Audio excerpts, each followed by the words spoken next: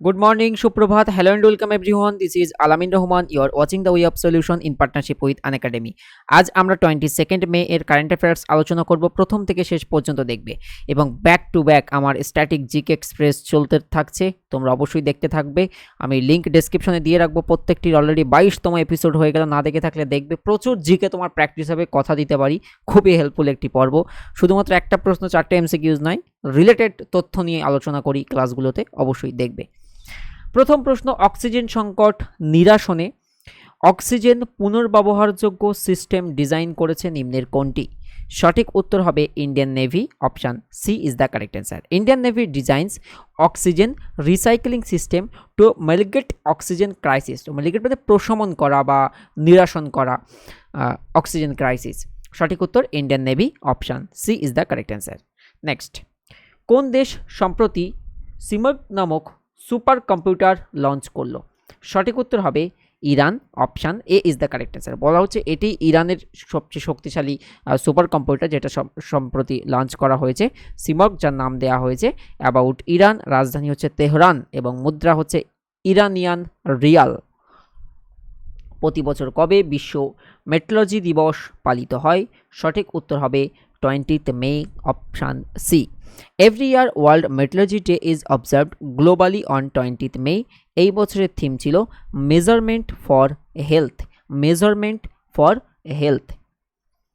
সম্প্রতি প্রয়াত রানা গোস্বামী নিম্নের কোনটির ভাইস প্রেসিডেন্ট ছিলেন? তিনি বিসিসিআই এর ভাইস প্রেসিডেন্ট ছিলেন। Option C D is the correct answer. Former Board of Control for Cricket in India অর্থাৎ BCCI vice president and Assam cricket অ্যাসোসিয়েশনের সেক্রেটারি ছিলেন রানা গোস্বামী, যিনি সম্প্রতি প্রয়াত হয়েছেন। আজকের হোমওয়ার্কে আমি তোমাদের একটা সিম্পল দেব, সেটা হচ্ছে about ICC, international cricket council, ICC. এইটা সম্পর্কে অবশ্যই তথ্য শেয়ার করবে, অর্থাৎ নতুন চেয়ারম্যান, তারপরে আইসিসির হেডকোয়ার্টার কোথায় অবস্থিত ইত্যাদি।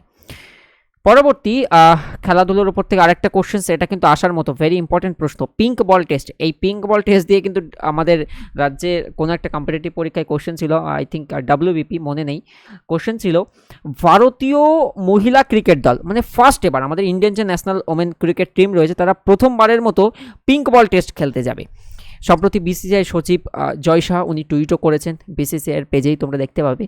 তো কোথায় হবে এই পিঙ্ক বল টেস্ট? সঠিক উত্তর হবে অস্ট্রেলিয়া। Option B.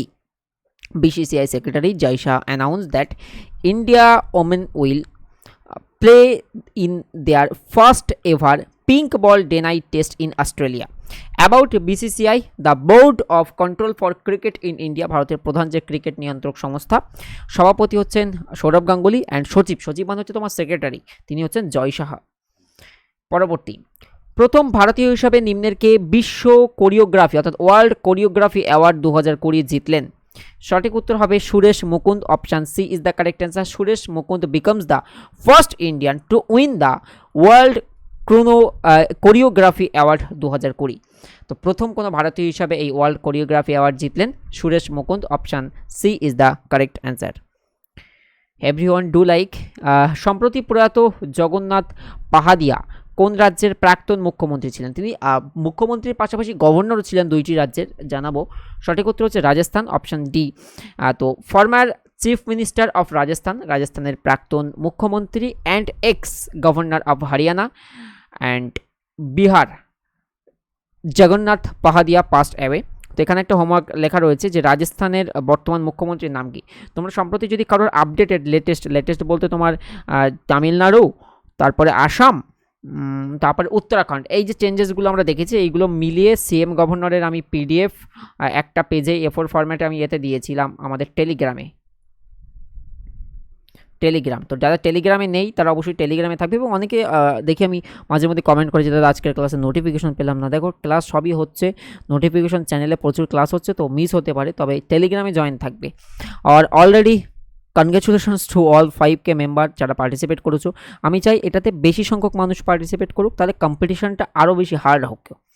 তো এই এনরোল করতে গিয়ে অনেকে বলছিলে দাদা কোড চাইছে, ইনভাইট কোড, আমাদের এই একটাই কোড আলামিন 9 আমিন, এটা ব্যবহার করলেই তোমার ইনভাইট কোড আনলক হয়ে যাবে, অ্যাজ ওয়েল অ্যাজ সাবস্ক্রিপশনের টাইমেও এই কোড। ফ্রি টেস্ট 100 নম্বরের টেস্ট আগামী 23 তারিখও এসেই গেছে, তো মানে আজকে শনিবার, কালকে রবিবার, কালকে পরীক্ষা। All the best.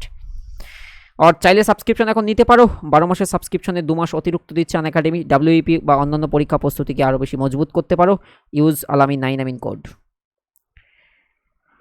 বিশ্বের বৃহত্তম সাবমেরিন মানে তোমার সমুদ্রের নিচ দিয়ে যে সমস্ত, আমরা অনেক সময় ডুবোজাহাজ দেখি না, তো বিশ্বের বৃহত্তম সাবমেরিন কেবল নেটওয়ার্ক গড়ে তুলছে নিম্নের কোন সংস্থা? সঠিক উত্তর হবে Reliance Jio. Option C is the correct answer. Reliance Jio building largest international submarine cable system. এটা একটা ইন্টারন্যাশনাল হবে এবং largest submarine cable system Reliance Jio. Option C is the correct answer. England সফরের জন্য ভারতীয় মহিলা দলের ব্যাটিং কোচ সম্প্রতি নিযুক্ত হয়েছেন, তিনি হলেন Shiv Sundar Das. Former Indian opener Shiv Sundar Das has been appointed as the batting coach of the Indian women's cricket team for the tour of England. পরবর্তী, হরিষিকেশ অরবিন্দ মোদক কোন ব্যাংকের বোর্ড অফ ডিরেক্টর নিযুক্ত হলেন? সঠিক উত্তর হচ্ছে Bank of Maharashtra. Option B is the correct answer. So Hrishikesh Arvind Modak appointed as the director on the board of Bank of Maharashtra. About Bank of Maharashtra সদর দপ্তর হচ্ছে পুনে, আর এমডি অ্যান্ড সিও হচ্ছেন as Rajib, অর্থাৎ ব্যাংক অফ মহারাষ্ট্রের managing director এবং CO হলেন as Rajib, সদর দপ্তর পুনে, এবং তিনি নিযুক্ত হলেন সম্প্রতি ডাইরেক্টর হিসাবে কোথায়? ব্যাংক অফ মহারাষ্ট্রতে। So option B is the correct answer. Hopefully তোমাদের পছন্দ হয়েছে। খুব ছোটো ছোটো পর্ব হচ্ছে স্ট্যাটিক জিকেতে আর কারেন্ট অ্যাফেয়ার্সেও। তোমরা ডেলি কারেন্ট অ্যাফেয়ার্স চর্চা রাখবে, তাহলেই 7-8-9 মিনিট 10 মিনিটে কারেন্ট অ্যাফেয়ার্সটা ডেলি চর্চা হয়ে যায়। Thank you so much. প্রত্যেকে নিজের খেয়াল রাখবে, পরিবারের খেয়াল রাখবে। আমার এখন একটু বেশি কষ্ট হয়ে যাচ্ছে আজকাল, আমি ট্রিপল ক্লাস চলছে আনএকাডেমিতে, 1 ঘন্টার ক্লাস থাকে, তারপরে স্ট্যাটিক জিকেটা বেসিক্যালি করাচ্ছি, তো খুবই তথ্য সমৃদ্ধ। আমি চাইবো each and every student participate করবে স্ট্যাটিক জিকেতে, খুবই ভালো লাগবে। Thank you so much. আর মক টেস্ট এনরোল না করে থাকলে অবশ্যই এনরোল করবে, প্লে লিস্ট ভিত্তিক ক্লাস দেখবে। Thank you so much for watching. ধন্যবাদ।